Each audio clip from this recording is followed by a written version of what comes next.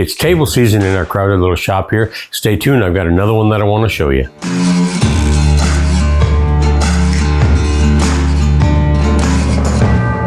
I think you're going to love this table.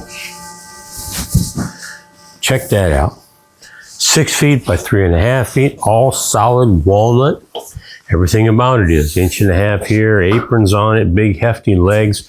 Some friends of mine want to have the experience of eating at a dining room table and they don't have one right now, so they asked me to make this for them. So we did. And it's just a big, beautiful, heavy duty table. Here at the top of our table, there are 5 pieces of walnut put together here. Very, very good joinery. You can't see the joints. You can tell they're there because you can see the differences in the grain direction, but they're real nice and solid. We put a 1/4 inch radius around all the corners here. We did a 1/2 inch on the edge or on the corners here, but all the edges are 1/4 inch radius. On the apron down here, we just took a basic bead mold on there, put a 1/4 inch round over bead in the router table and did it that way. On the legs here, they're tapered from about 5 inches down. They taper down, and it's typically 1/3 of the dimension of the leg here at the top is what I take off to get down to our bottom to give it a little bit of a taper, just to make it look a little nicer.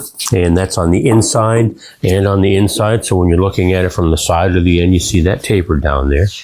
It's all attached underneath, of course, with corner braces.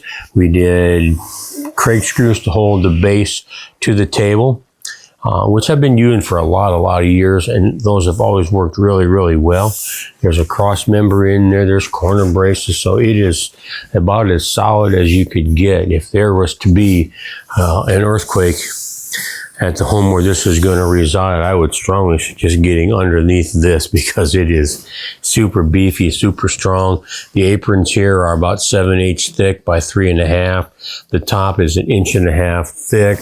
The cap or the top of the legs are 3 3/4 inches square. So it's very, very, very solid. Great piece of furniture. It's going to do these people well for a lifetime. Their little guy, who is, I think, 5 years old now, will one day have this in his home when he grows up and has his own family. This has an ML Campbell conversion varnish, which is just a fancy way of saying a catalyzed lacquer that got put on it. And it's a dull lacquer because I like to see the wood. I don't want to see the shine. I don't want to see the reflection of the lights or the surroundings. I want to see the wood. And the good thing about that particular product is it's super durable as well. So it does really good at standing up to the regular rigors of the use of a dining room table. So it does a really, really good job. It takes a little bit to get the hang of putting it on, but it works really, really well. And I use it on almost all of my tabletops anymore and have for years. Real good stuff. So the challenge of this is going to be getting it out of here. Do you ever find yourself at the end of a project saying, why did I make it so heavy? No, it's, if I can't pick it up myself, I can always call other people and have them help me move one. And the biggest one I ever did, the heaviest one I ever did, ended up at the top of the Telluride ski resort in Colorado a couple of years ago. And it took 7 people to move the top of that table into the house. It was so big and so thick and so heavy. And that wasn't even counting the base. That was just the tabletop itself was monster heavy. But this one, 2 or 3 people will be able to get this out of here and get it upstairs into the house where it's going to go. That's going to be the challenging part.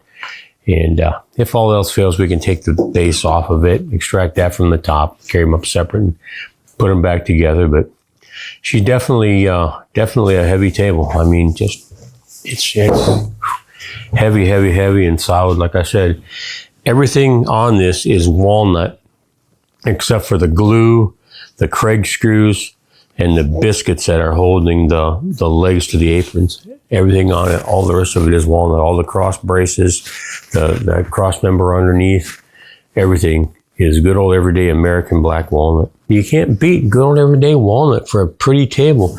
And this just happens to be non-steamed walnut, which just means it wasn't put in a big steam pressure environment to have all the colors migrate and have it be real, I guess, homogeneous is what you might call it.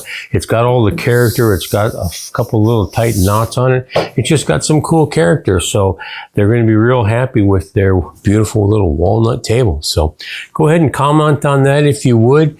If you have questions about how it's done, we've done a whole series on the making of this table from start to finish. And you'll get to see that whole thing here shortly. A lot of details on how it's done. As I would say to a lot of students that I've had, if you can put the boards together and make a cutting board, it's the same process, just on a larger scale. So if you can make a cutting board, you can make this table. Just pay attention to the video out that we've got on this one and another one, and learn how to make a dining room table for yourself. And I will swear to you up and down on a stack of Bibles that the meal that you eat off a table that you made tastes better.